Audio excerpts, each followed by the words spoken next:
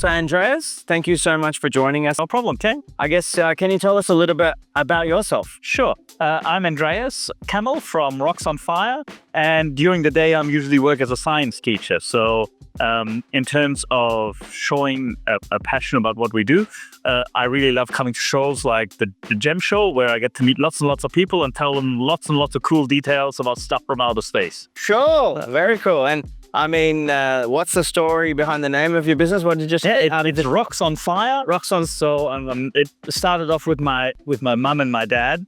When we came to Australia, initially they were all interested in opals and stuff like that. So I used to travel to the outback, of course. And then my dad came across one of the meteorite craters out there. And he got out his metal detector and he started finding the first meteorites, and he was hooked on stuff from outer space. Yeah, imagine. And so they then traveled around for the best part of 20 years, up and down this wonderful country of ours, looking for meteorites, starting to trade meteorites. It became a hobby, and then it became small business to fund the hobby. And so now we're doing the GEM show, and now that my parents are a little bit elderly, they've roped me in to do the shifts, and it kind of ties in with my interests. You know, I was always a science fiction fan from way back. Yeah, and this is kind of our little connection to the greater and wider world that is out there. So I really enjoy telling people about it, and Rocks on Fire is what we do. Beautiful, beautiful. And I mean, in terms of the products, you specialize mostly in meteorites and... we specialize in meteorites and the associated fusion glasses and tektites. So when a meteorite hits the Earth, there's sometimes stuff that happens there as well. It can throw material out into space. It lands again, and that's called a tektite. It can fuse the area around where the meteorite hits, and that's called impactite. And sometimes the meteorite just skips off the Earth's atmosphere, but the shock wave can melt the surface of the Earth, and that's happened with something like Libyan desert glass. So that's called a fusion glass. And we also have man-made fusion glass, which is trinitite, which is the fusion glass from the first atomic bomb, which again fused the glass of the desert. So, but we do specialize in the extra-terrestrial origins of our materials, for probably the vast majority of what we deal with. That's fantastic. And is there a particular type of product that's a bestseller or customers are always... Look, bestsellers, there's lots and lots of interesting stories. About 85% of all meteorites are rocky meteorites. They're basically just a rock that comes from outer space and lands somewhere on Earth. About 15% of meteorites are the far heavier nickel-iron meteorites. They come from the same area. Most of it comes from the area between Mars and Jupiter, the asteroid belt. But every once in a while, we get something truly special. And it doesn't look like very much, but this is the Murchison meteorite. Wow. The Murchison meteorite is a carbonaceous chondrite, and it's all in the name. Carbon means that this meteorite contains carbon compounds. It's even more interesting because it fell in the year that I was born, in 1969. Cool. And it's even more interesting because it fell in Victoria, in Murchison. And when this meteorite came down, the people in the town heard a gigantic bang. They all rushed outside, and they saw this black material all over the ground. And the air smelled of licorice and aniseed. Because this meteorite actually contained volatile organic compounds. And volatile organic compounds is what makes you an Earth. Yes, it's life. So there's a theory that posits that life on Earth was started from meteorites such as this depositing complex organic material on Earth. So the Murchison meteorite is the most studied meteorite in the world. People claim to have found microfossils or amino acid precursor chemicals in it. And even today, the largest collection is held at the Melbourne Museum. When they cut into it and they analyze it, they can still get that licorice aniseed smell from it. So that's probably the most special piece that we have. We only have one piece left. Oh, goodness. You got to hang on to that one. And that's what we hang on with. Yes. So that's the Murchison meteorite. It's one of a very small percentage of very interesting carbonation. That is absolutely interesting. And I guess in terms of, what sort of what you see the industry growing into and changing into, do you see any trends happening at the moment? The interesting thing that's happening with meteorites is it's a lot more in the media now because people are able to observe it much more. Even a couple of weeks ago, there was a meteorite that fell in the Bendigo area. And there's actually a reward out for anybody out there trying to find it. Oh, there you go. So they couldn't track the sting spot. Well, not exactly. They kind of know where it was, but that's what's happening. A lot of people have got sky trackers and particularly the rise in amateur astronomy with cameras. So people observe these streaks and then they triangulate the position to try and find things. The other interesting thing that's happening is looking for older meteorites. Over half the meteorites in the world are found in deserts, because, including Antarctica, because when you see a rock lying on top of the sand, it's likely that it came from up above, not from below. Yes. Finding meteorites in areas that are wooded or that have a lot of vegetation, here the meteorite falls, something grows over the top, and you'll never find it again. But with advances in things like Google Earth and artificial intelligence, we can now use vast amounts of data to try and identify impact sites, even in those types of areas. So people are starting to go out with metal detectors and try and fossik more for all of those hidden meteorites that are yet to be found. Yes, absolutely. That's certainly an Interesting, yeah. and particularly in terms of the study, things like the Murchison meteorite and what is happening with scientific studies, particularly in Antarctica, where there's actual surveys. So they're picking up micrometeorites to try and identify all the various things where the stuff comes from.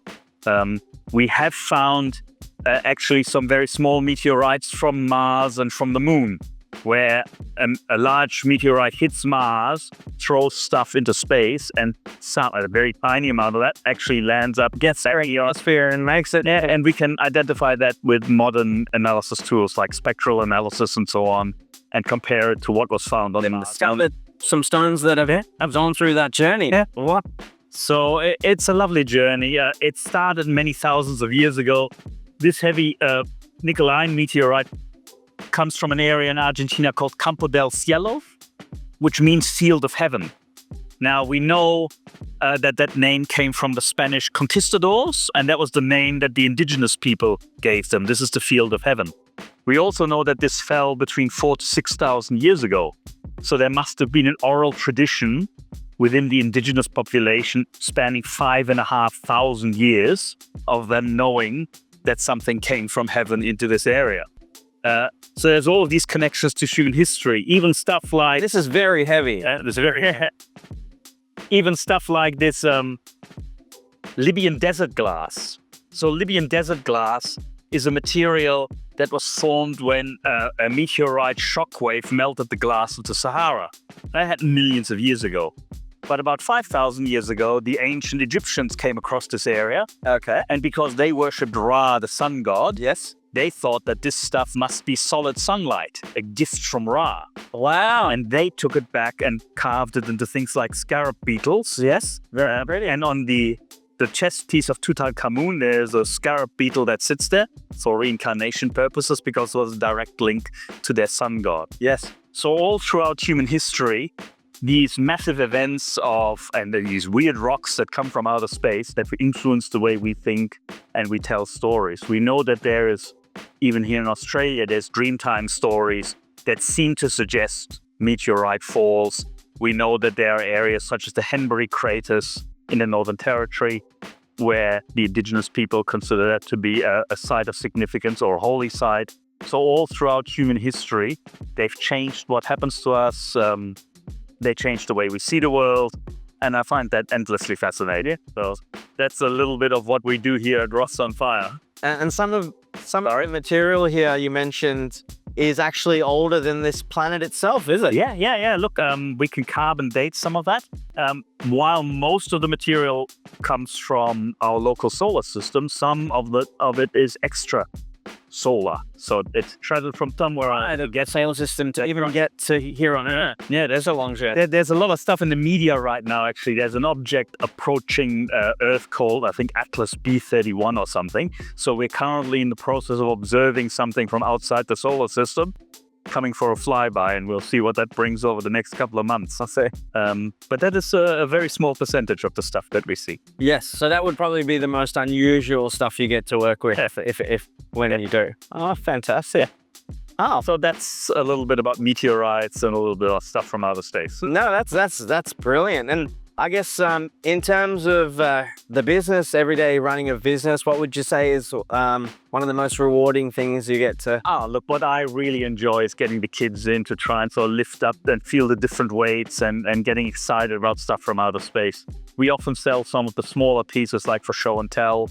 It's a very unique thing for the little primary school kid. Look, this is an alien thing. This is from outer space. So I really love teaching kids about the fascination and the endless wonder that you get with things like meteorites, and I'm sure some of the other traders will tell you the same thing about their minerals. I think the passion is just oozing out of you, and I love to see that. Well, like I said, I'm a science teacher during the day, so I'm all about trying to get kids excited about science. This is one side of that. Science is totally interesting. I heard one of my favorite musicians, Nick Cave, a good Australian musician, he was asked by a kid once, what does it take to lead a good life? Yeah. And the answer that Nick Cave gave him that stuck with me was, be a curiosity vampire. So suck up all the information that you can about the world. Because when you learn about something, you start caring about something. And when you care about something, you'll protect it and you'll love it. Yes. And you can't do that without passion and enthusiasm. This is one avenue to talk a little bit about the world and how small we are, considering that all of this stuff is billions of years old and it's traveled for millions of years to try and reach us. Yes. And it's a small touch to the infinity of the greater of the greater thing that is out there. So maybe it gives us a sense of perspective about how fragile this little part of our world is. Yeah. Before I was an educator, I was an engineer, an environmental engineer. So I'm all about things like climate change and various other things and the fragility of this thing that we call Earth. Yeah. Now, and we look at events that happened millions and even billions of years ago. And like I said, recorded human history is maybe 5,500 years. Yeah. Which is a long time, but compared to what some of these things have seen, it's just a one grain of sand. Yeah. In the blocks of sand. A brief flash amongst the things. We're here for a very short time, and we should make the most of it. We should take good care of everything that's here. See and experience as much as you can and learn and understand. Be a curiosity vampire. Absolutely. So learn about everything, try everything, and understand that it all kind of fits together, and we all need to fit together, and we all need to kind of work together. So yeah, brilliant. That's kind of the overall emphasis, which is why I don't mind being here, helping my mom and my dad. Yeah. With their part-time. I mean, how do you? So if customers want to reach out to you, and how do you usually go on social media? Do you go to other exhibitions? We do 6 or 7 gem shows around the state here in Victoria. Because my parents are elderly now, we don't really go into state that much. We have a web presence, so Rocks on Fire.com. You can find us there. Beautiful. And I'm hoping to get a little bit more involved as my career nears an end. This will probably be my retirement gig moving forward. But that's a little bit into the future yet, so we'll see how it goes. First, I got to get my daughter through VCE. She's finishing up in a couple of weeks. Brilliant. Once we do that, then then we might be able to invest a little bit more time into these kinds of things. Absolutely. And I guess what kind of advice could you give your younger self from, those 12 years ago, or someone new coming into the industry in gems and jewelry and meteorites looking for them? I think the advice is you never know what the next rare thing will be. So we could have bought stuff that is now exceedingly rare before exceedingly cheap prices earlier on. A prime example is something like moldavite, which is a green tactite that we have. That used to be a tenth of the price when we first started, and we could have gotten really good examples. The thing with all of this material is it is rarer than gold. Like once that meteorite has fallen, there will never be any more of it anywhere else. And as it disappears into collections, particularly with the increased interest, everybody has their own little collection. Yes. It becomes rarer and rarer and rarer. So, and you can't get any more. Right? It's not like it's going to wait for the next one to fall. But the problem is, you can't just mine it out of the ground. It's accumulated over millions of years. And to try and get one, a new one, a fresh one, is actually a real big challenge. So, 20 years ago, we could have bought a bit more of the stuff and made a little bit more money if that's what we were after. But look, in the end, we have enough. It's entertaining. Yeah. It's not a full-time gig. It is a hobby. This funds the purchase of more things for the collection and a couple more bits to sell. So it keeps that that part of the side, so looking over more than anything Oh, else. thank you so much for feedback and passion. And I mean, we look forward to having a chat with you again. Hopefully, we'll be longer form in our show. And I wish you all the best for Thank you very much. the exhibitions. Thanks for giving us the opportunity.